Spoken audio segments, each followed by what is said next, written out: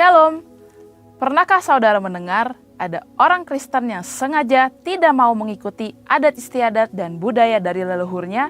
Mereka pikir melakukan adat istiadat dianggap dapat mengganggu kerohanian dan terkait dosa okultisme. Sedangkan budaya dari nenek moyang dianggap kuno dan banyak tahayul. Nyatanya, manusia tidak bisa lepas dari kebudayaan. Budaya adalah bagian penting dari kehidupan sosial yang membentuk peradaban masyarakat. Sebagai insan Pentakosta, seringkali kita dianggap terlalu modern dan cenderung meninggalkan kebudayaan kita, terutama dalam hal cara beribadah. Benarkah demikian? Lantas, bagaimana kita harus menyikapi kebudayaan dalam kehidupan kita sehari-hari? Dalam Voice of Pentecost kali ini, kita akan belajar mengenai bagaimana Tuhan Yesus menyikapi kebudayaan dalam kehidupan dan pelayanannya. Dari situ, kita akan mengerti bahwa kita sebagai orang percaya hidup dalam kebudayaan di kehidupan sehari-hari. Hal yang pertama adalah Yesus tidak anti budaya. Kita tahu bahwa Yesus dilahirkan ke dunia sebagai orang Yahudi dan dibesarkan dengan didikan Yahudi. Misalnya, ketika umur 12 tahun, Yesus selain pergi ke Bait Allah sebagai salah satu ketaatan akan firman Tuhan, ia juga melakukan hal tersebut karena bagian dari melaksanakan kebudayaan Yahudi sebagai son of the law, yaitu kebiasaan orang Yahudi di mana laki-laki yang telah menginjak umur 12-13 tahun memiliki kewajiban untuk mengikuti kelas-kelas kerohanian di sinagoga pada hari Sabat. Ia membaca firman Tuhan dengan posisi berdiri dan tidak duduk seperti kebudayaan Yahudi saat membacakan nats firman Tuhan. Hal-hal tersebut menunjukkan bahwa kita sebagai orang Kristen tidak perlu menghindari atau anti kepada suatu kebudayaan di mana kita berada.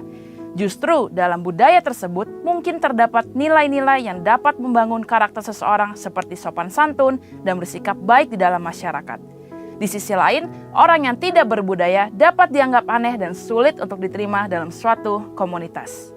Hal yang kedua, Tuhan Yesus menggunakan jalur budaya dalam menyampaikan firman Tuhan dan memberitakan Injil. Dalam pengajarannya, seringkali Yesus memakai latar kebudayaan Yahudi. Sebagai contoh, perumpamaan tentang 5 gadis bijak dan 5 gadis bodoh menunjukkan satu setting pernikahan dalam budaya Yahudi.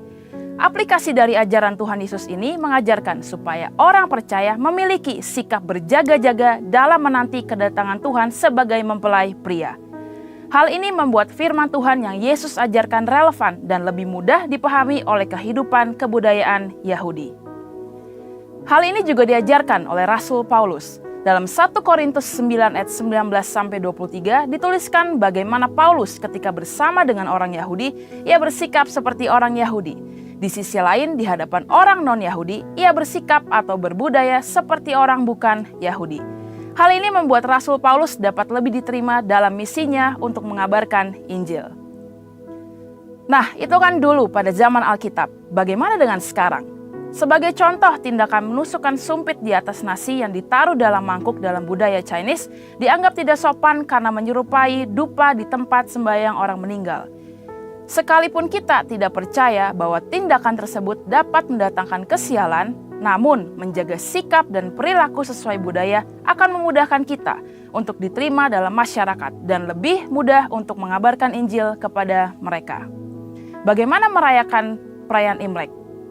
Tidak jarang keluarga Chinese Kristen berdebat mengenai pro kontra dalam cara merayakannya, baik ditinjau dari sisi Kristen dan kebudayaan.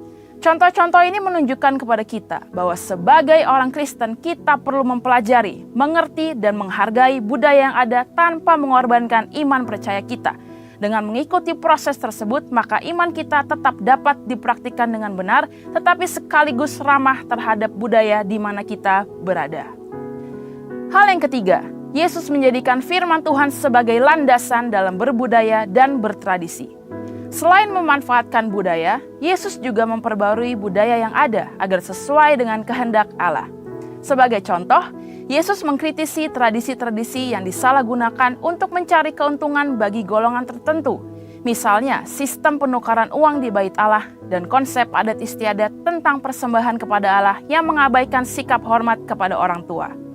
Yesus menegur orang Farisi dan ahli Taurat yang mengajarkan adat istiadat buatan manusia namun mengabaikan perintah Allah.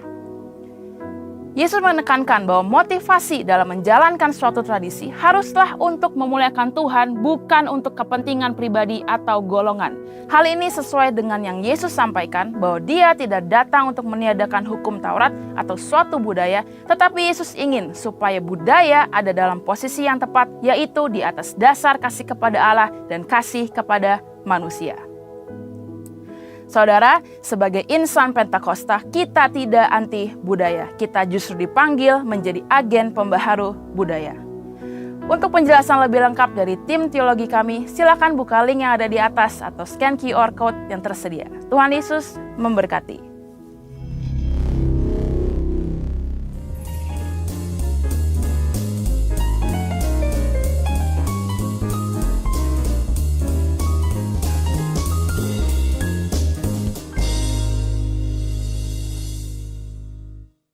Shalom.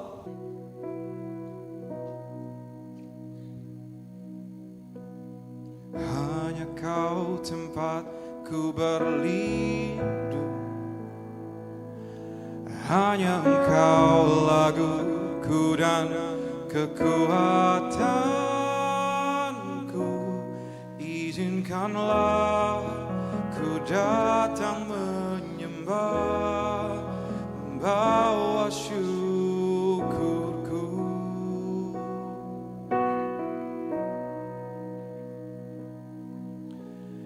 Hanya Kau tempatku berlindung, dan hanya Engkau laguku dan kekuatanku. Izinkanlah ku datang menyembah, membawa syukurku.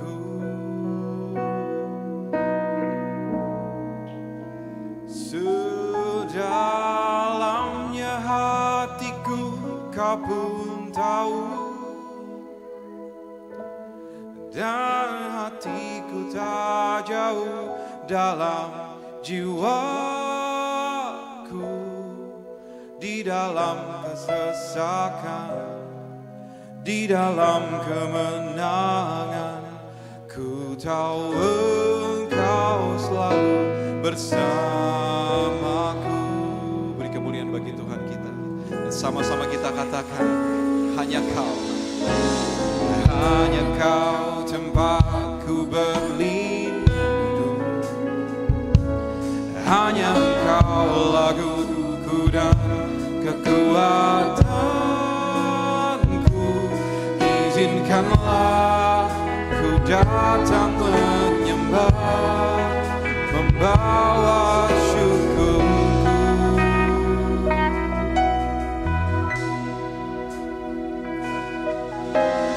Hanya Kau tempatku berlindung, hanya Kau laguku dan kekuatanku. Izinkanlah ku datang menyembah, bawa syukurku.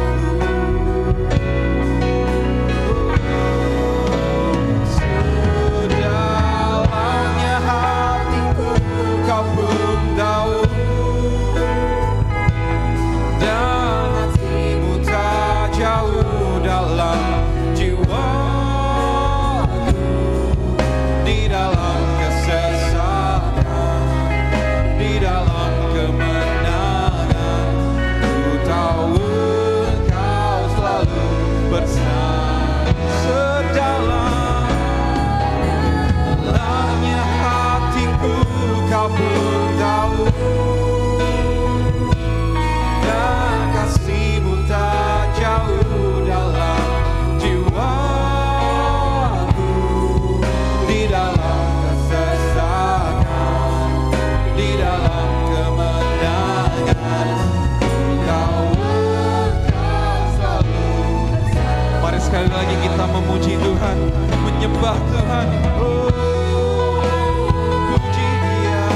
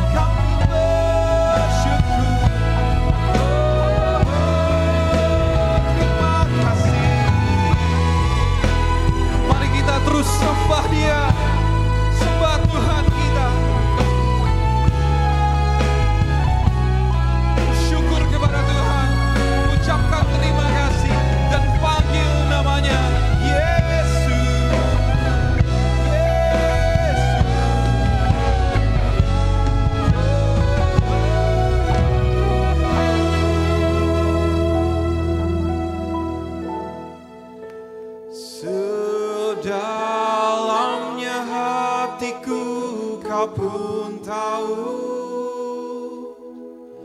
dan kasih-Mu tak jauh dalam jiwaku. Di dalam kesesakan, di dalam kemenangan, ku tahu Engkau selalu bersamaku. Biar jemaat saja katakan, sedalamnya hatiku kau pun tahu. Yes Lord.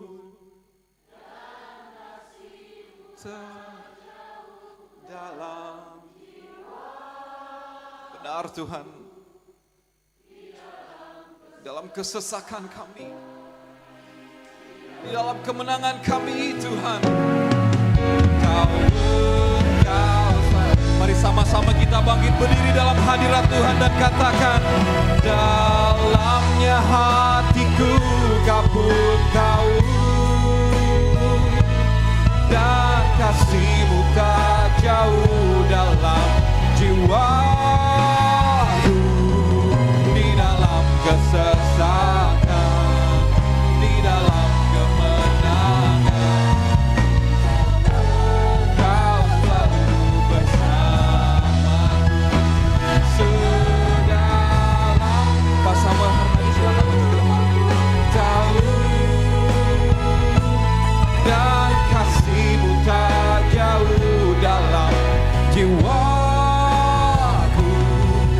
Di dalam kemesakan, di dalam kemenangan, ku tahu Engkau selalu bersamaku. Di dalam kesesakan, di dalam kemenangan,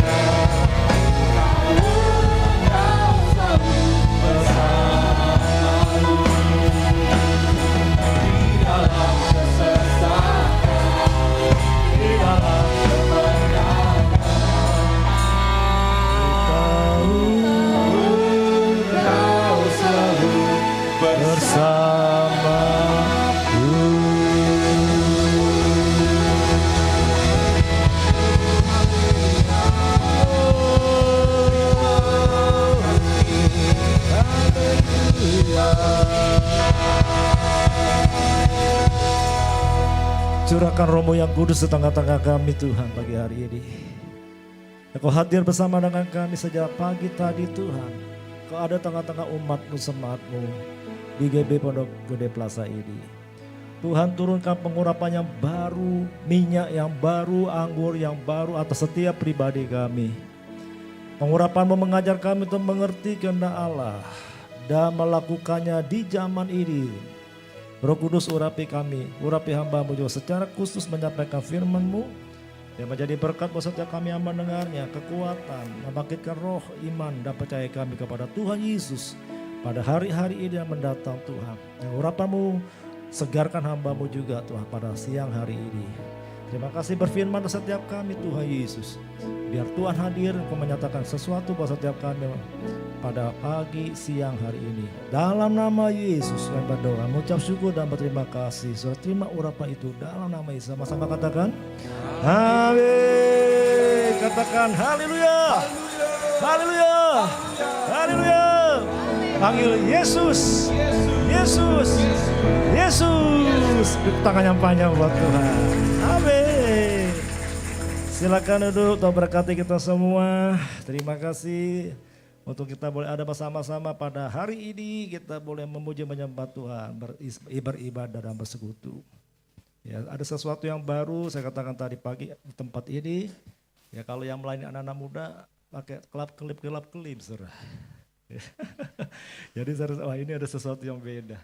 Nah, kita percaya semua ada dalam kreativitas berjalan dengan Tuhan, tetap ada tuntunan daripada Tuhan, semua yang baik buat kita semua. Terima berkat Tuhan. Tetap semangat. Katakan amin. Itu tangan buat Tuhan, haleluya. Gereja kita sedang masuk di tahun yang 2025, ada tahun penuaian. Katakan tahun 2025. Tahun penuaian. Katakan, tahun 2025. Tahun penuaian. Beri tepuk tangan buat Tuhan, haleluya. Ya. Siap menuai? Aminnya kurang keras. Siap menuai?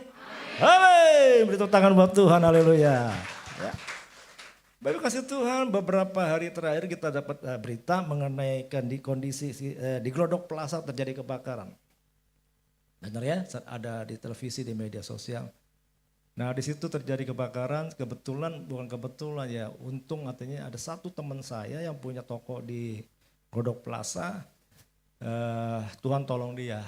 Dia ada toko di lantai 2, terjadi kebakaran di lantai 3. Yang berita kita dengar adalah banyak di lantai 5, 6, 7, 8 kan. Tetapi lantai 3 ini kebakaran yang terjadi secara khusus ternyata ketika saya telepon dia cerita bahwa di atas toko dia itu lantai 2, lantai 3-nya ada satu ruangan hotel begitu yang tersembunyi.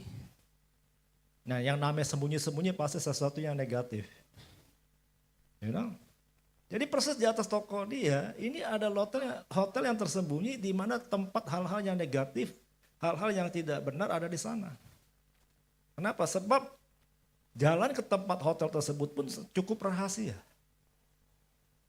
Ya, untuk masuk ke dalamnya. Jadi di lantai 3 itu Bapak Ibu kasih Tuhan nggak ada pintu masuknya. Dia masuk lewat lantai 5. Jadi turun ke bawah dulu, baru masuk ke tempat itu. Nah, ternyata hotel yang di atas itu terbakar, tapi puji syukur tidak terkena toko teman kami itu. Teman-teman kami ada kena bocoran air karena ada air pemadam kebakaran kan. Hanya basah itu saja, tapi itu hotel yang ada karena habis. Ya, yang secara khusus memang karena rahasia, security Glodok Plaza pun nggak tahu bahwa itu ada hotel itu, tempat itu. Jadi dia punya pengawalan khusus, security khusus spesial yang ada menjaga di situ. Nah, Bapak Ibu perhatikan hal ini, kalau kejadian ini terjadi, saya lihat Tuhan sedang beracara. Amin. Tuhan sedang melakukan sesuatu pada hari-hari ini itu terjadinya pemisahan. Orang-orang benar, orang-orang tidak benar, orang fasik, orang-orang kudus dipisah-pisahkan. Nah saya tahu kurang lebih gambaran Glodok Plaza karena saya pernah mengurapi toko teman saya ini, mendoakan toko ini. Jadi saya pernah sama ibu ke sana, saya punya gambaran, oh ini seperti ini di sini. Kita pernah ke sana 2 kali. Dan puji Tuhan, saya lihat lagi kuasa Tuhan. Orang-orang benar, anak-anak Tuhan dalam perlindungannya. Katakan amin. Beri tepuk tangan buat Tuhan, haleluya. Los Angeles kebakar. Ya, daerah elit Beverly Hills dan sekitarnya hangus rata dengan tanah karena api. Saya telepon teman saya yang ada di LA, saya telepon dia. Saya kata gimana kondisi kamu? Karena ini kan bicaranya kan luas, California. Saya telepon dia, pasang puji Tuhan kami aman di sini. Karena kebakaran itu ada di LA bagian utara, kami ada di selatan. Tapi memang itu sangat mengerikan. Kalau kita dengar di media sosial kebakaran di LA, Los Angeles ini seperti di dalam neraka. Dia katakan seperti neraka. Dan sekali lagi kita diperlihatkan ini tanda-tanda ya untuk kedatangan Tuhan Yesus kali yang kedua. Ya. Dan New York kebakar juga, ada kebakaran di New York. Ya, sama saya belum sempat telepon teman saya yang di New York, karena ada satu hamba Tuhan teman yang ada di New York. Saya belum sempat telepon tanya dia, tapi karena saya lihat di LA yang paling besar itu, puji Tuhan aman mereka. Ya, saya percaya semua, gak ada berita, pasti teman-teman di sana pun aman. Penuaian itu identik dengan goncangan. Ingat ya, maka itu gereja Tuhan Anda dan saya harus siap.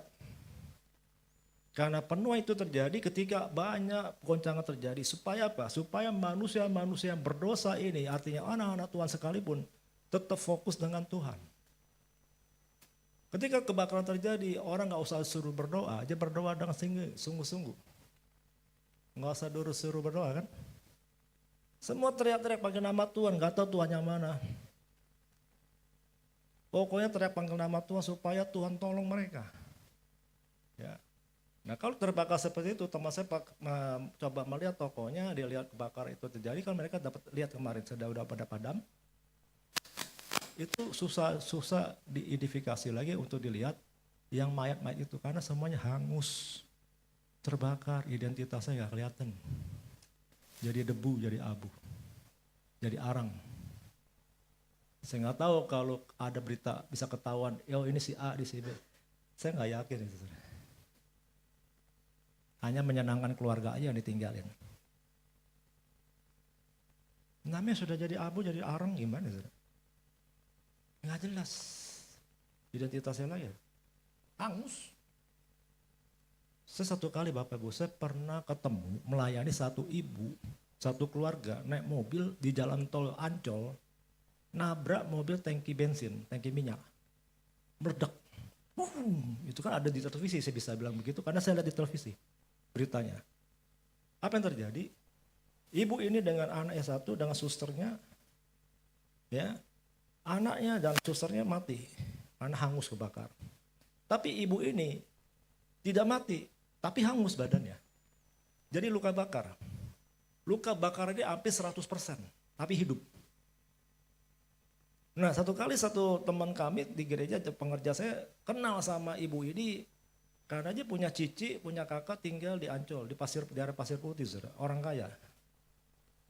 Lalu saya minta, Pak Sam bisa nggak doakan ibu ini karena ini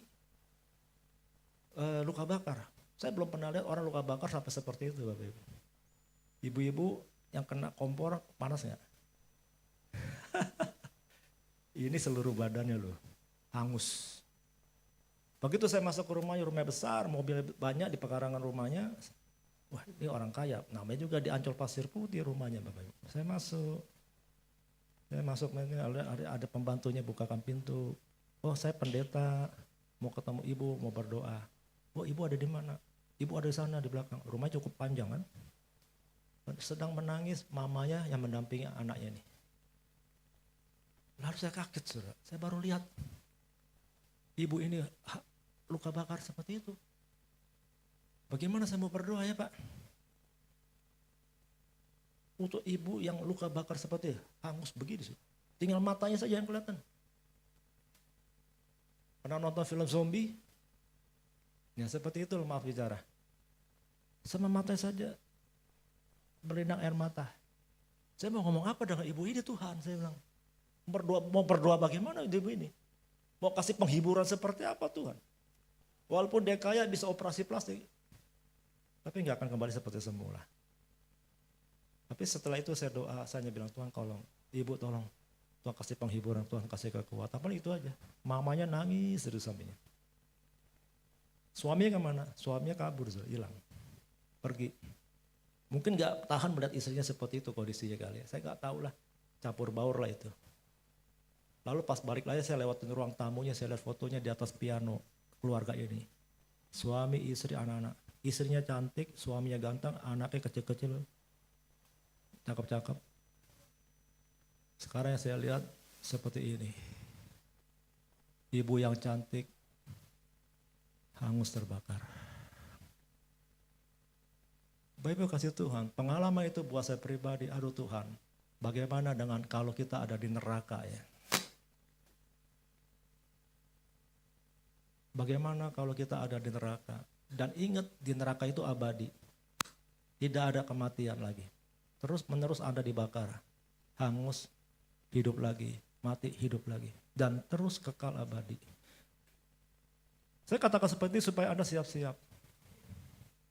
Tidak ada kesombongan kita hidup hari ini. Saudara saya harus sungguh-sungguh ikut dengan Tuhan. Katakan amin. Katakan sungguh-sungguh ikut Tuhan. Beri tepuk tangan buat Tuhan. Tidak ada pilihan lagi buat orang-orang menang. Tidak ada pilihan lagi buat Anda dan saya hidup hari ini. Karena Tuhan sudah adakan pemisahan untuk terjadinya penuaian jiwa-jiwa yang terbesar dan yang terakhir. Lewat goncangan-goncangan Bapak Ibu. Saya sudah katakan kepada teman-teman di Rayon 5. Saya katakan kepada gembala-gembala, perhatikan saya dapat sesuatu dari Tuhan. 7 tahun ke depan, hati-hati. Bentar ya Bu Rahel ya.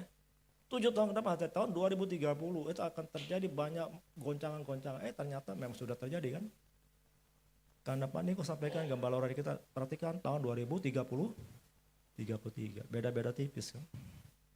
Tapi goncangan itu dimulai terjadi pada hari-hari ini. Terus dan terus. Oleh karena itu Bapak Ibu siap-siap selalu dekat sama Tuhan. Sungguh-sungguh dengan Tuhan. Ikut Tuhan. Supaya ada rasa terus dalam perlindungan Tuhan. Tanda-tanda sudah jelas. Katakan amin. Ya. Nah saya kasih satu foto. Ketika saya ada di Belgia.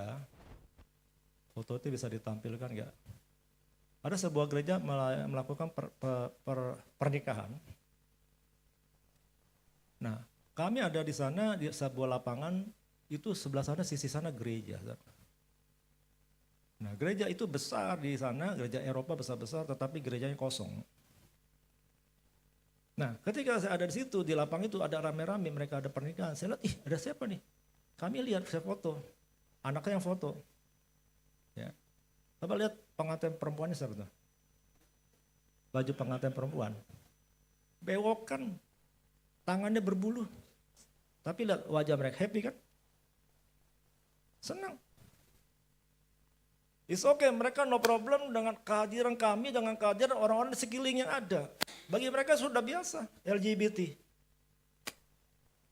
Pernikahan sesama jenis. Tetapi yang jadi pengantin wanita ini lihat dong, berbewokan, tangannya berbulu. Saya kaget, ini nyata-nyata saya lihat sendiri secara pribadi, maka saya foto supaya Anda saksikan bahwa itu memang nyata.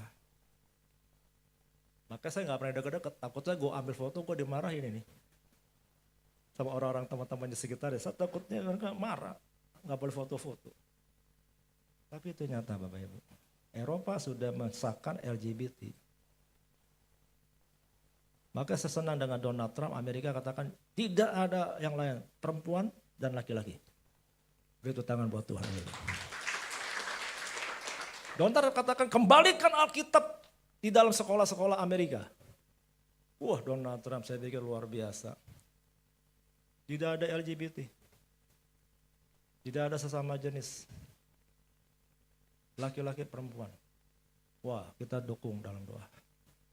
Tapi buat ini semua kita hanya tangkap dan mengerti. Inilah dunia yang kita hidupi ada di ujung akhir zaman.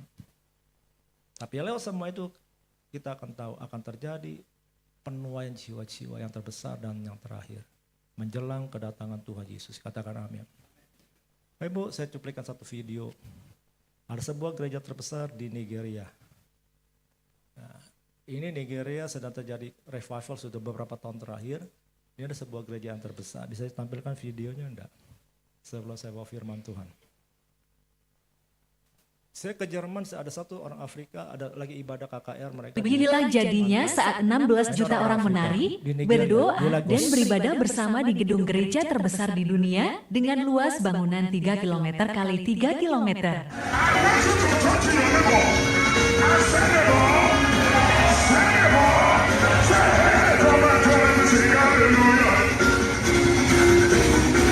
Menarinya penuh sukacita.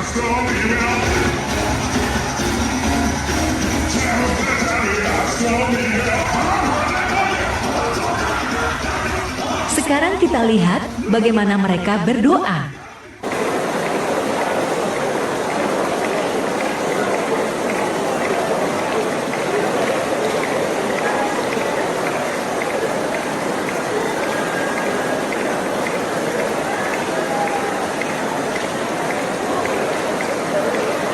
Kalau ini adalah momen ketika Mami Gio memuji Tuhan sambil menari mengelilingi mimbar.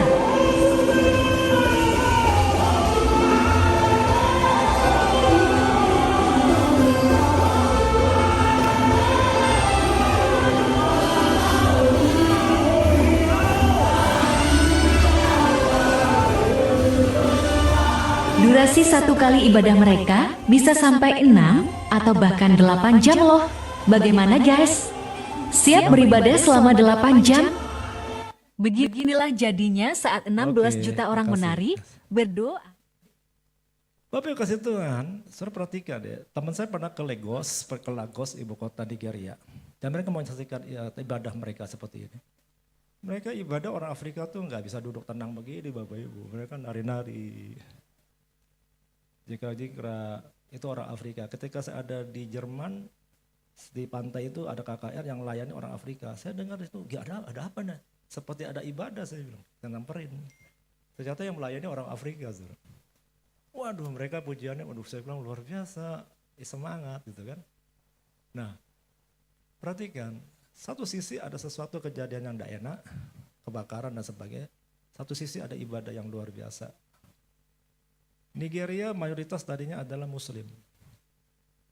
Ya, Afrika di Nigeria. Tetapi sekarang udah kekristenan menjadi sebuah kebangkitan, kebangunan revival di sana. Udah beberapa tahun terakhir. Salah satu cuplikan videonya ini. Mereka ibadah 6 jam sampai 8 jam loh. Kalau kita ibadah 2 jam masih sudah pegel, udah bosan. Sorry. Mereka 6 jam 8 jam loh. Ibadahnya. Mereka luar biasa, sukacita, happy. Nah mungkin kita di Indonesia terbiasa 1 jam saja, kan begitu ada gereja 1 jam saja. Aduh saya bilang mau ibadah apa 1 jam saja saudara. Saya sampaikan firman 1 jam selesai saudara. Belum puji-pujian ya. Betul kan? Gimana itu mau gereja 1 jam saja, seperti apa? Saya nggak bisa bayangin saudara. Saya bersyukur, mudah-mudahan kita menarik, kita semua bergairah, amin. Amin. Nanti saya ibadah sampai sore nih. Kok nggak ada yang amin? Enggak, saya buru-buru. Sekarang saya ada gathering nanti Bapak Ibu. Pulang sini saya gathering ke Kinasi ya. Kinasi. Kami ada gereja, kami ada gathering. Makanya saya pakai jeans, pakai sepatu begini, pakai skate. Karena nanti kami ada gathering di Wisma Kinasi. Bapak Ibu, saya ingin sampaikan teman-teman di kita di Pondok Gede. Tuhan mengasihi kita semua tempat ini. Saya ingatkan buat kita, mari tetap setia. Tanda-tanda zaman kedatangan Tuhan sudah semakin jelas. Dengan kondisi situasi yang ada hari-hari ini Bapak Ibu. Dan jelas Tuhan akan adakan pemisahan orang benar dan orang fasik. Yes, itu akan terjadi.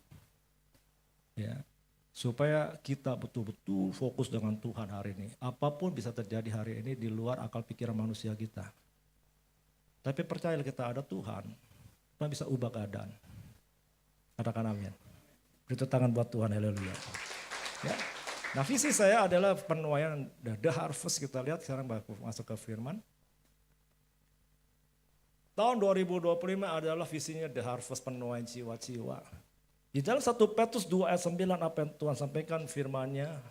Ya, Petrus sampaikan, kita baca sama-sama Bapak Ibu di layar 1, 2, 3. Tetapi kamulah bangsa yang terpilih, imamat yang raja, ini bangsa yang kudus, umat kepunyaan Allah sendiri, untuk supaya memberitakan perbuatan-perbuatan yang besar dari Dia yang telah memanggil kamu keluar dari kegelapan kepada terangnya yang ajaib. Bible kasih Tuhan, kita banyak bicara tentang generasi Yeremia, betul ya? Benar, anak-anak muda Tuhan mau pakai kalian. Tapi satu hamba Tuhan teman saya katakan kepada saya, Pak Sam, hati-hati, jangan sampai yang tua-tua ditinggalkan. Generasi Musa, orang-orang yang umas, yang lansia tetap Tuhan mau pakai ke Bapak Ibu teman-teman. Katakan amin. Bukan hanya generasi Yeremia, yes generasi Yeremia benar. Tetapi generasi Yeremia ini anak-anak kita perlu mentor-mentor, perlu konselor-konselor, orang-orang tua yang membimbing, menasihati, menuntun mereka di jalan yang benar. Katakan amin. Ya. Jadi saya katakan Bapak Ibu teman-teman yang sudah usia-usia emas, tetap semangat, tetap berfungsi. Karena Tuhan mau pakai Bapak Ibu untuk menjadi mentor buat anak-anak kita. Anak-anak boleh hebat, boleh pintar pandai. Tetapi mereka belum punya banyak pengalaman. Kalian perlu orang-orang tua yang beri nasihat, bimbingan, arahan, dan tuntunan. Dan bagi orang-orang tua, perhatikan baik-baik anak-anakmu, supaya mereka nggak salah jalan, nggak salah berteman, dan tetap di koridornya Tuhan. Katakan amin. Beri tepuk tangan buat Tuhan. Haleluya. Oleh karena firman Tuhan katakan Petrus di sini tidak pilih-pilih mau yang muda, yang mau tua, tapi semua sudah dipanggil Tuhan, terpilih menjadi imam yang raja, ini tua, muda, remaja, anak-anak sekalipun. Amin. Imamat yang raja di bangsa yang kudus, umat kepunyaan Allah sendiri, tua, muda, remaja, anak-anak. Supaya apa tujuannya? supaya kamu, aku memberitakan perbuatan yang besar dari Tuhan yang telah memanggil kamu keluar dari kegelapan kepada terangnya yang ajaib. Eklesia, dari kegelapan kepada terang Tuhan. Saudara, saya dulu adalah orang-orang yang berdosa. Tapi karena kita terpanggil dan terpilih dari sekian miliar penduduk dunia ini, artinya hanya sedikit orang yang datang dipilih Tuhan menjadi milik Tuhan Yesus. Nah, sekarang Tuhan ingatkan, jangan hanya untuk diri kita saja.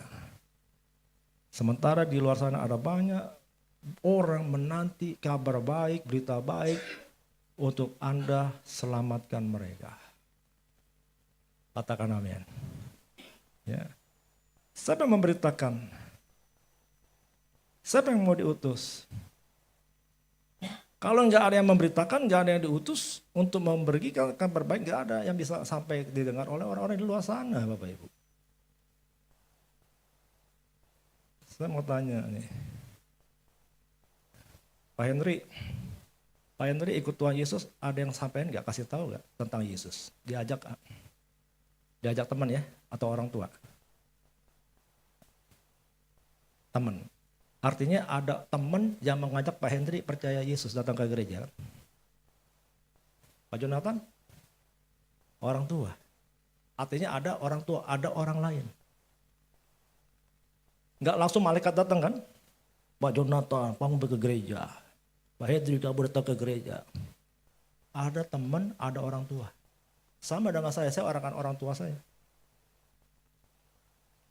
Nah sekarang orang-orang di luar sana yang tidak percaya Yesus, kalau nggak ada Anda dan saya memberitakan, mereka nggak akan pernah datang kepada Yesus. Karena mereka tidak tahu siapa Yesus Kristus itu. Makanya Tuhan katakan, semua harus berfungsi, pergilah. Karena Anda sudah dipakai Tuhan lebih dahulu, dipanggil Tuhan, sekarang tugas Anda menyelamatkan jiwa-jiwa. Katakan amin. Beri tangan buat Tuhan, haleluya.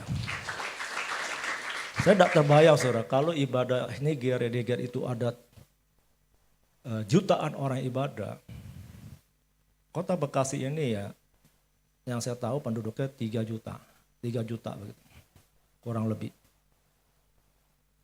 Nah kalau seandainya ada 3 juta orang penduduk Kota Bekasi yang bertobat, kita mau tahu dari mana ibadah mereka? Di Pondok Gede nggak muat pasti. Jangankan jutaan, ya. Ribuan aja udah nggak nampung gereja kita. Beberapa tahun terakhir saya berdoa sama Tuhan. Tuhan kasih tahu begini, nanti ibadah kita di lapangan-lapangan. Katakan amin. Nggak ada gereja-gereja besar apapun nggak bisa menampung. Kalau 1 juta orang ibadah gimana? Stadion GBK aja paling 100.000. Gelora Bung Karno paling 100.000 stadion. 1 juta mau taruh di mana? Coba, Anda buka sedikit pemikiran ini. Saya ingin mindset kita selalu berubah ikut Tuhan. Kita ini, kalau Tuhan lakukan sesuatu, revival terjadi, dahsyat. Sangat luar biasa kalau Nigeria bisa, kenapa Indonesia enggak? Katakan amin. Kita tangan buat Tuhan, haleluya. Dan ingat ya, ini ada kesempatan momentum kita untuk penuhan. Kenapa? Karena dengan Presiden Prabowo, wakilnya Gibran, Mas Gibran. Ini kita kan masalah ibadah-ibadah lagi enggak terlalu banyak yang bisa diganggu lagi kan istilah katakan. Ini kesempatan Bapak Ibu untuk kita menginjil. Beritakan kabar baik. Mumpung ibadah kita lebih aman lagi, lebih nyaman lagi kan. Saya udah gak takut-takut lagi saudara. Enak. Saudara, wali kota saya kenal semua itu. Wali kota ini. Dua calon itu saya kenal. Wali kota Bekasi. Ya saya pikir, puji Tuhan nih kalau kita kenal Pak Wali Kota, kita agak aman-aman juga kan. Buat gereja-gereja kita. Mari beritakan. Katakan amin. Beritakan buat Tuhan, haleluya. Nah kita lihat di sini Bapak Ibu kasih Tuhan, apa penuai itu identik dengan goncangan, apa yang akan kita lakukan menurut firman Tuhan buat saudara saya pergi. Ya. Yang pertama saya katakan penuai itu apa? Next. Penuhan itu adalah tugas utama orang percaya. Sampai sini orang percaya angkat tangan. Nah, yang nggak angkat tangan nggak percaya berarti. Ya. Anda ada di tempat ini karena Anda percaya Yesus. Katakan amin. Kalau Anda nggak percaya Yesus, Anda nggak ada di gereja deh pagi ini. Ya. Itu adalah tugas saudara saya.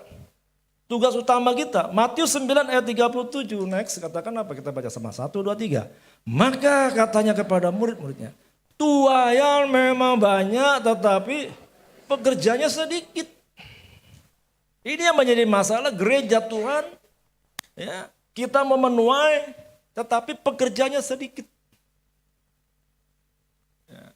Nah lanjut ayat selanjutnya. Next. Kita baca 1, 2, 3.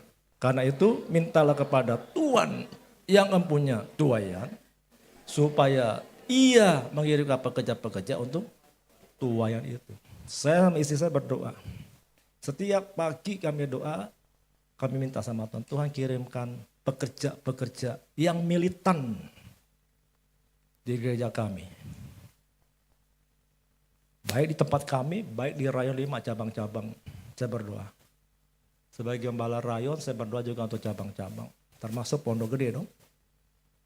Rayon 5 sekarang cabang-cabangnya ada 32 gereja. Beri tepuk tangan buat Tuhan. Ya. 32 gereja, saudara. Jemaatnya hampir 7.000 orang. Maka ketika kami mau bikin ibadah Natal gabungan, saya bilang tempatnya di mana? Di susah. Kalau tempat kami nggak cukup. Pak Niko ngomong, saya mau bikin di mana gabungan Natal tempatnya? Dari tempat cukup harus yang besar. Kalau mau nampung semua ya. Nah, ada wacana teman-teman, Pak bikinlah Natal gabungan Rayon 5. Saya mikir-mikir undang Pak Niko, ya mau sih. Tapi tempatnya di mana nih? Gitu. Ya.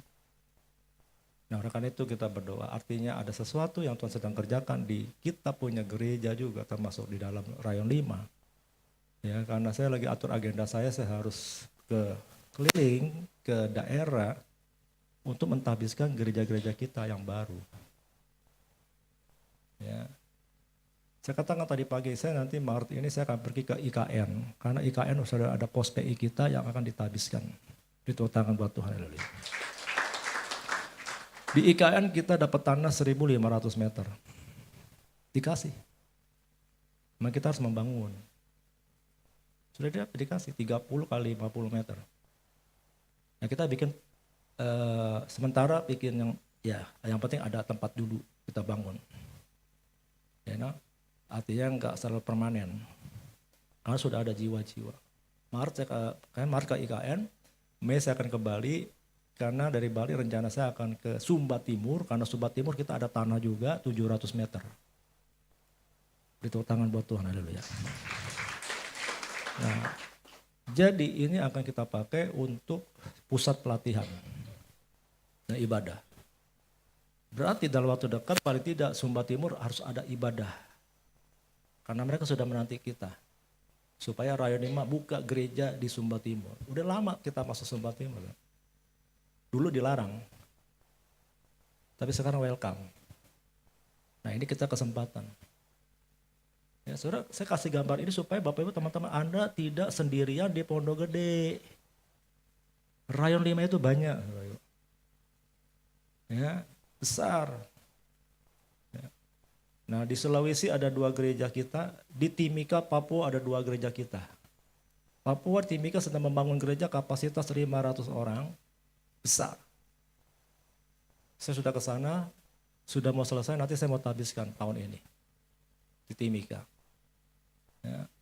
Lalu ada lagi di Nusa Dua Bali mau buka lagi tempat satu ibadah di Nusa Dua. Di Bali sudah ada 8 tempat ibadah, berarti ini akan menjadi yang ke-9. Nusa Dua. Jadi saya pikir saya itu harus ke Bali sekalian ke situ, lalu ke Kupang, ke Sumba. Kupang juga ada satu tempat ibadah kita di Kupang. Satu buah hotel di Kupang, kita sudah buka di situ, sudah berjalan 2 tahun. Tapi lihat ya, saya pikir-pikir, Tuhan ini sedang bekerja luar biasa buat kita semua. Jadi dukungan teman-teman di Pondok Gede, Bu Rahel, teman-teman semua, ini sangat dibutuhkan buat kita untuk terus mengembang ke kanan dan ke kiri. Ya, saya masih menunggu Aceh, karena Aceh ada 5 gereja yang mau bergabung dengan Rayu 5 sudah beberapa tahun terakhir, tapi belum ada kabar. Ya. Bapak Ibu, penuaian sudah tiba, katakan amin. Beri tepuk tangan buat Tuhan, haleluya. Matius 28 katakan, amanat agung Tuhan Yesus berkata, kita baca sama-sama.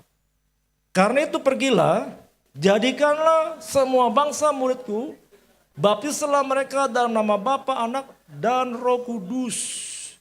Yesus naik ke surga memberikan amanat kepada murid-muridnya, supaya engkau pergilah jadikan semua bangsa muridku, baptislah mereka dalam nama Bapa, Anak, dan Roh Kudus.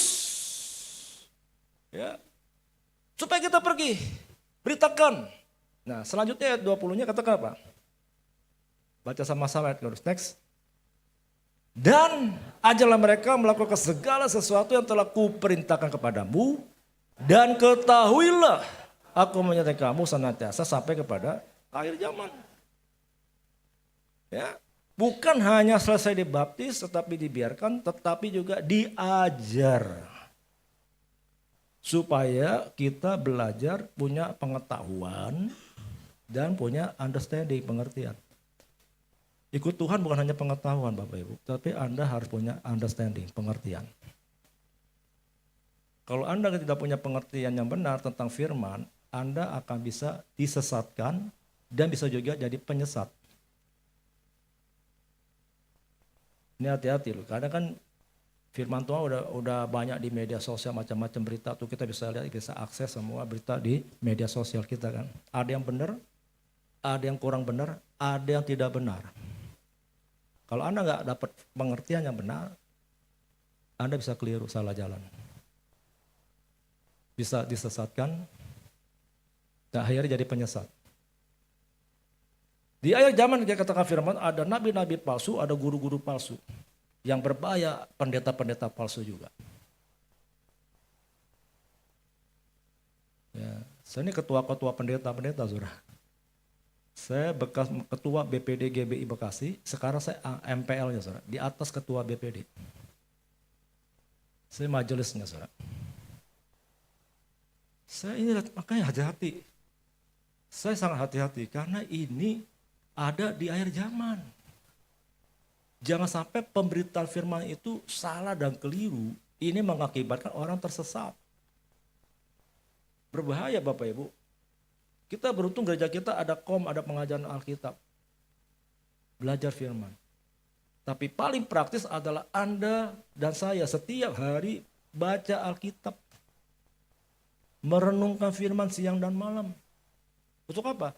Supaya Anda bertindak hati-hati dan perjalananmu akan berhasil. Nah ini saya katakan sama jemaat Kak. Kita tidak hanya berhasil saja, tetapi banyak orang berhasil hidupnya tapi tidak beruntung. Maka Yosua kata itu sangat lengkap, berhasil dan beruntung. Nah itu harus diucapin, jangan hanya berhasil doang.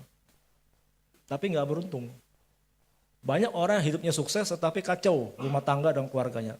Berhasil, sukses, ekonomi, materi, tapi nggak beruntung. Anaknya narkoba, anaknya ngawur. Banyak nggak? Banyak kan? Berhasil, tapi tidak beruntung. Jadi paketnya selengkap, berhasil dan beruntung. Karena baca firman, bergaul dengan firman. Katakan amin. Itu tangan buat Tuhan, haleluya. Doa saya semua kita di sini berhasil dan beruntung. Itu yang kita mau. Yang kedua, penuaian tahun 2 penuaian ini adalah apa dikatakan? Harus ada peran Roh Kudus di dalam penuaian. Tanpa pimpinan Roh Kudus, ini kita nggak mampu, nggak bisa. Next ayat firmannya apa? Di dalam Yohanes 16 ayat 8, baca sama-sama. 1, 2, 3. Dan kalau ia datang, ia akan menginsafkan dunia akan dosa, kebenaran, dan penghakiman. Banyak orang berdosa tapi nggak sadar dia berbuat dosa loh. Jangan mentang-mentang mereknya Kristen. Sekali selamat tetap selamat lagi. Dosa jalan terus. Banyak orang Kristen gak sadar, dia pikir udah selamat, tetapi dosanya ternyata banyak banget ya. Saya baca satu buku ya, satu buku Rick Joyner, itu sudah bertahun-tahun saya baca buku itu. Banyak orang Kristen yang ditunggangin setan, wah maaf ya, nggak tahu.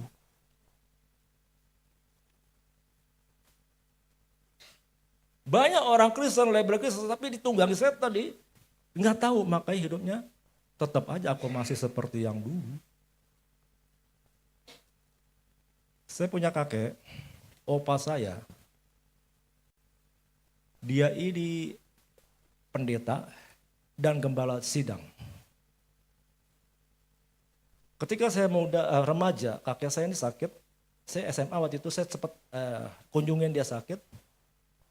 40 hari ada di rumah sakit sekarat, koma, nggak mati-mati.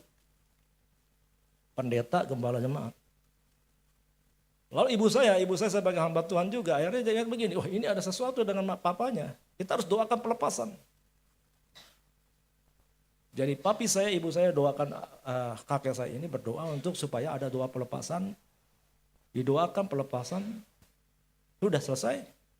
Pulanglah orang tua kami dari rumah sakit, besoknya kakek saya meninggal. Apa yang terjadi malamnya?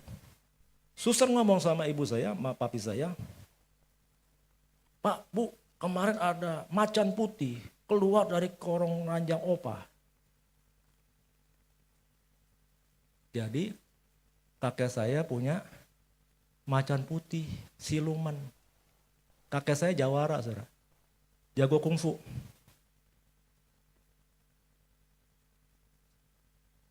Badannya kebal. Dia bisa menolong anak-anaknya selamatkan dari zaman masa Jepang, lari dari Jepang. Saudara. Dengan satu tongkat toya, dia selamatkan keluarganya. Jawara. Maka waktu saya berantem sama mami saya, lu belajar karate, kengkong lu, aduh. Malah diajar suruh berantem, saya kacau kan orang tua. Karena emosi, saudara. Supaya anaknya jangan kalah berantem. Tapi Tuhan gagalkan saya. Saya nggak pernah jadi karateka. Tuhan halangan. Nggak belajar saya. Nanti jadi nakal-nakal. Bapak kasih Tuhan. Kalau ada Roh Kudus, Roh Allah, Tuhan akan insafkan kita akan dosa-dosa kita. Ya, tentang kebenaran, dia bukakan semua yang salah. Supaya kita jadi benar. Tentang penghakiman kita tahu Yesus adalah hakim dunia ini, saudara.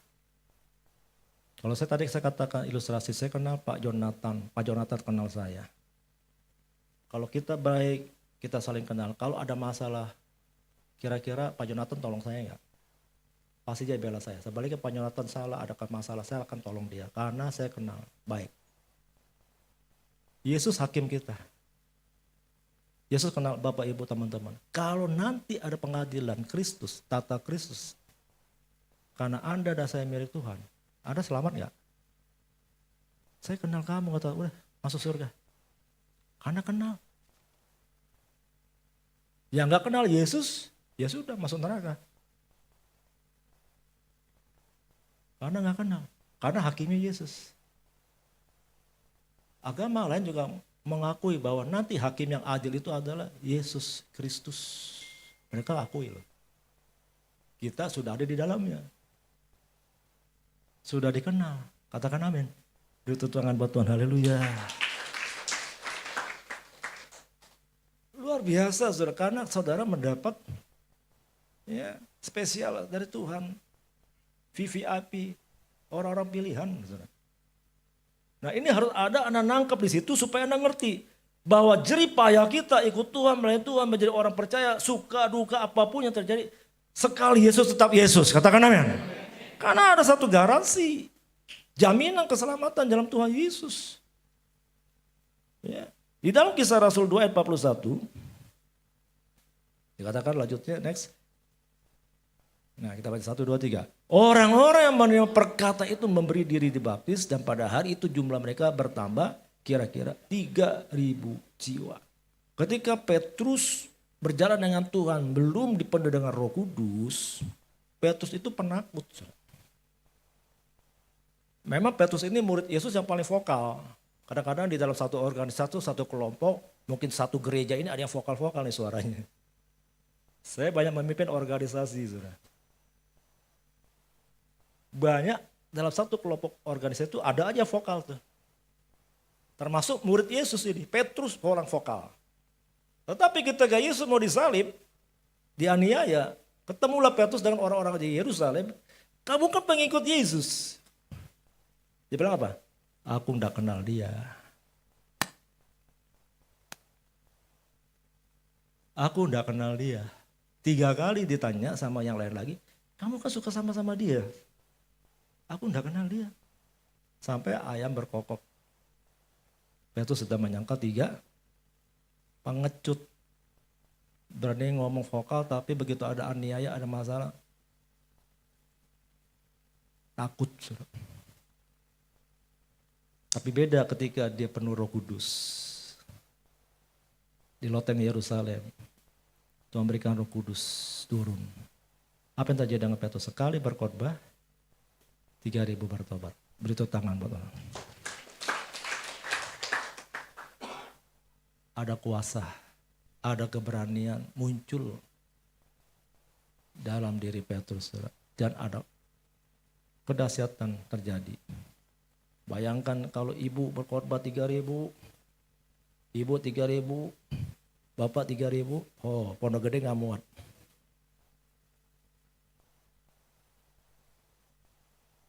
Itu saya katakan nanti ibadahnya di lapangan-lapangan kita. Ada satu masa, saya yakin itu akan terjadi. Seperti Nigeria. Yang rindu katakan amin. Hari ini beri tepuk tangan buat Tuhan, haleluya. Next, selanjutnya yang poin ketiga adalah apa, saudara?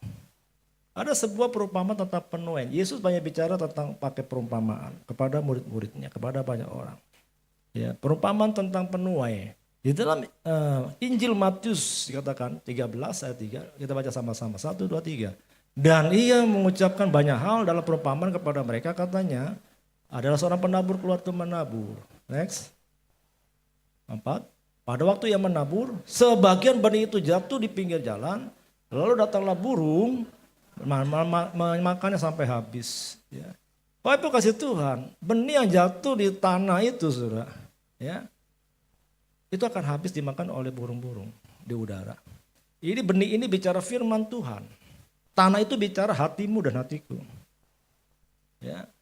Nah, ketika itu jatuhnya hanya di tanah saja, enggak tertanam. Firman itu hanya dengar-dengar doang, enggak tertanam. Habis dimakan burung. Selesai sudah sampai di situ. Nah, next selanjutnya apa lagi? Ada perumpamaan apa? Sebagai jatuh di tanah yang berbatu-batu. Yang tidak banyak tanahnya, lalu benih itu pun segera tumbuh karena tanahnya tipis. Tumbuh. Karena masih ada tanah. Tapi apa yang terjadi? Next. 6. Tetapi sesudah matahari terbit, layulah ia menjadi kering karena tidak berakar. Benih firman Tuhan yang tidak berakar dalam kehidupan orang-orang Kristen akan gampang sekali habis karena ujian, tantangan hidup, masalah-masalah hidup. Karena dia tidak tertanam. Maka saya katakan kita ke gereja jangan hanya sebagai pendengar tetapi harus menjadi pelaku firman. Next lagi, apa yang perumpamaan ini? Sebagian lagi jatuh di tengah semak duri, lalu makin besarlah semak itu dan menghimpitnya sampai mati. Nah, Bapak Ibu lihat, kalau hati kita masih banyak semak duri, nah ini harus dipulihkan. Banyak kita yang kepahitan hidupnya, karena masih ada kepahitan, kebencian, kemarahan, dendam, ini semak duri.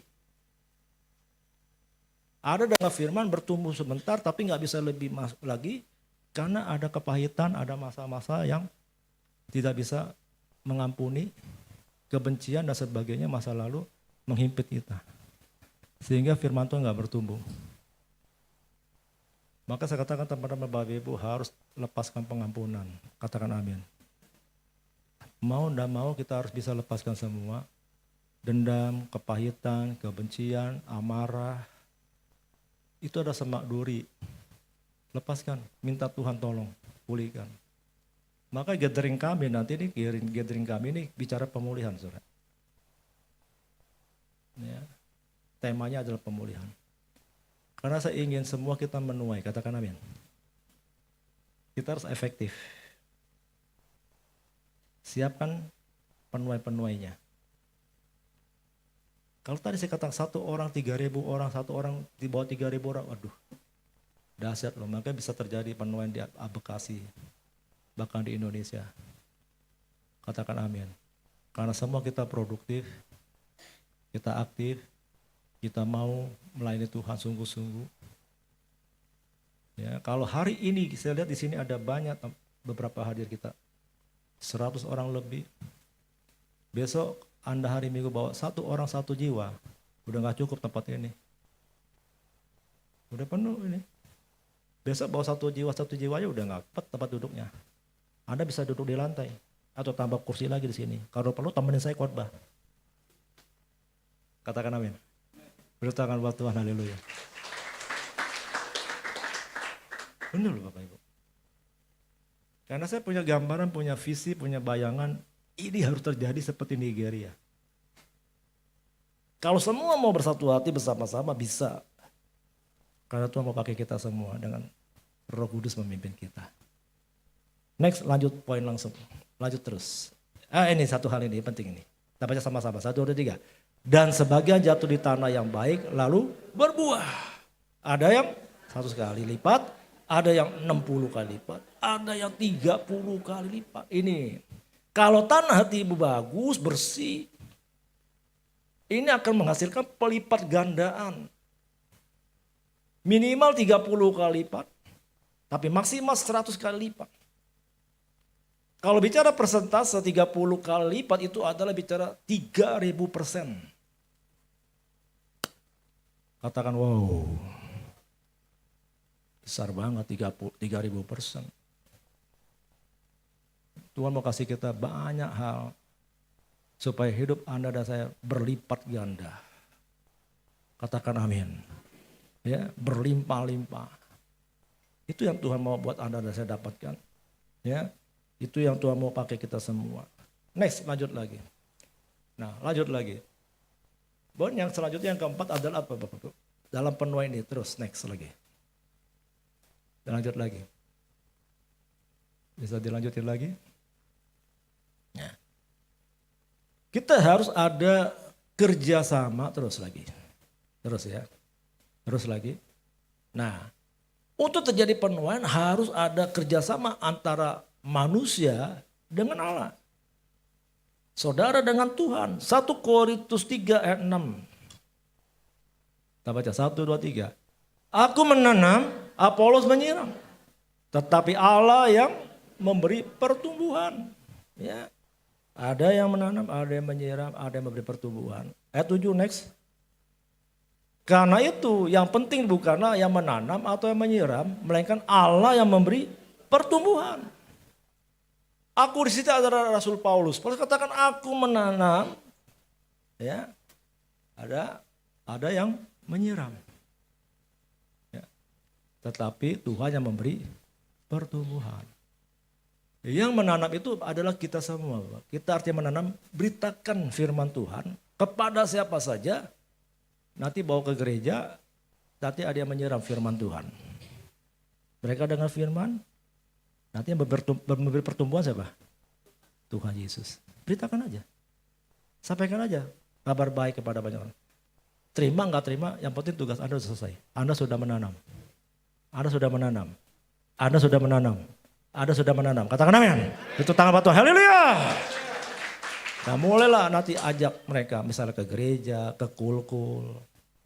Banyak orang dunia ini kalau ajak ke gereja kan alergi ya. Aduh gue ke gereja kan gue gak percaya, belum percaya Yesus dia. Nah ajak ke kul, persekutuan kita, kelompok doa. Nah dari situ nanti lama-lama mereka dengar firman semakin didoakan semakin percaya, bawa ke gereja mereka mau. Nah di gereja dengar firman Tuhan seperti ini, Bapak Ibu dengar firman. Nah akhirnya saudara, Roh Kudus tolong kita memberikan pengertian, pewahyuan. Anda ngerti, Anda dapat. Nah disitulah Anda akan bertumbuh. Menghasilkan buah yang lebat. Katakan amin. Itu tangan buat Tuhan, haleluya. Next selanjutnya. Nah ini tanda-tanda ladang siap dituai. Ya. Yohanes 4 ayat 35 katakan apa? Saya baca 1, 2, 3. Bukankah kamu yang mengatakan 4 bulan lagi tibalah musim menuai. Tetapi aku berkata kepadamu, lihatlah sekelilingmu dan pandanglah ladang-ladang yang sudah menguning dan matang untuk dituai.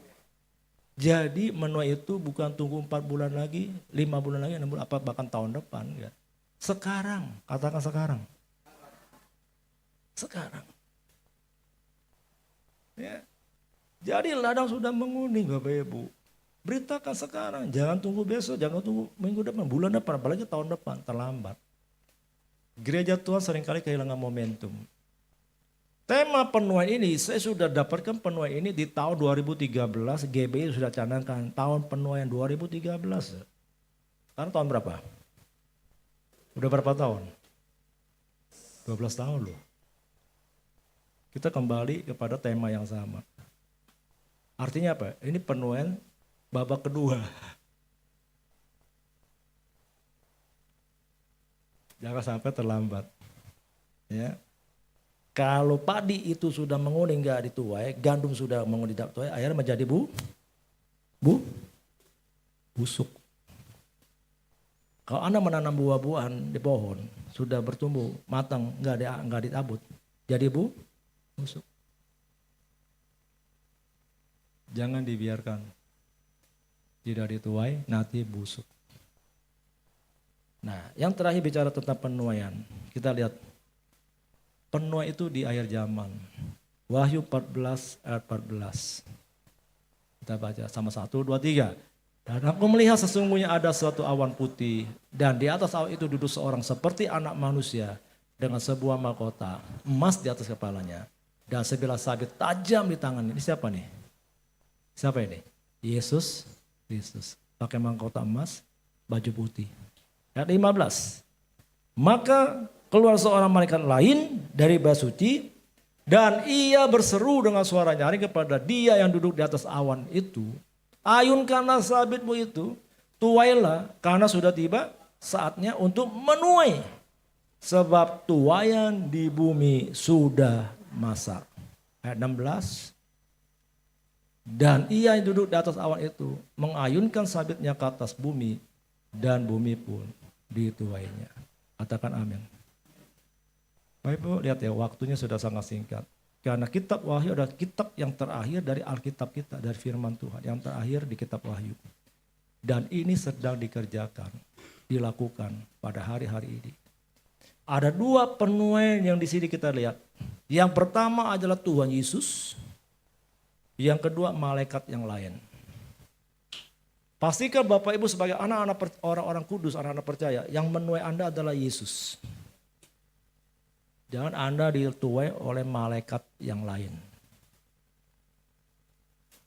Malaikat yang lain itu menuai orang-orang fasik, orang-orang berdosa, orang-orang jahat.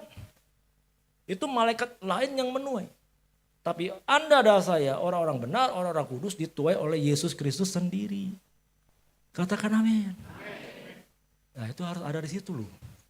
Jangan Anda dituai oleh malaikat lain lagi. Malaikat maut. Hati-hati ya Bapak Ibu, saya sampaikan ini supaya Anda betul-betul kenapa kita harus sungguh-sungguh ke Tuhan hari ini. Karena inilah waktunya. Dan ingat loh yang terakhir. Ya. Dan ia pun akan mengayunkan sabitnya ke atas bumi dan bumi pun dituailah. Finish. Ya. Tinggal happy ending atau bad ending saudara.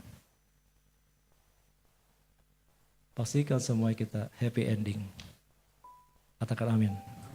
Ditepuk tangan buat Tuhan. Tuhan berkati kita. Mari kita bagi berdiri. Haleluya, haleluya. Saya ada satu pujian yuk. Naik ke satu pujian main di C coba. Ini kan lagunya Pak Niko nih, agak viral kata ya. Dengar dia panggil nama saya, dengar dia panggil namamu, dengar dia panggil nama saya, juga dia panggil namamu. Dengar dia panggil nama saya, juga dia panggil namamu. Dengar dia panggil nama saya, juga dia panggil namamu. Baik lagi, ya. Dengar dia panggil nama saya, dengar dia panggil namamu. Dengar dia panggil nama saya, juga dia panggil nama. Ku jawab ya, ya, ya. Ku jawab ya, ya, ya. Haleluya. Ku jawab ya Tuhan, ku jawab ya Tuhan, ku jawab ya, ya. Oh giranglah, oh giranglah, haleluya. Puji Tuhan Yesus amat cinta pada saya. Oh giranglah, dengar dia panggil nama saya, dengar dia panggil namamu, dengar dia panggil nama saya, juga dia panggil nama. Ku jawab ya, ya, ya. Ku jawab ya, ya, ya. Ku jawab ya, ya, ya. Oh, ku jawab ya Tuhan, ku jawab ya Tuhan, ku jawab ya, ya. Oh giranglah, yeay. Oh giranglah, oh giranglah. Oh Yesus amat cinta pada saya. Oh giranglah, oh giranglah, haleluya. Oh giranglah, puji Tuhan Yesus amat cinta pada saya. Oh sekali lagi, oh giranglah, oh giranglah, oh giranglah, oh giranglah, haleluya. Yesus amat cinta pada saya. Oh giranglah, Tuhan Yesus amat cinta pada saya. Oh giranglah. Katakan, haleluya.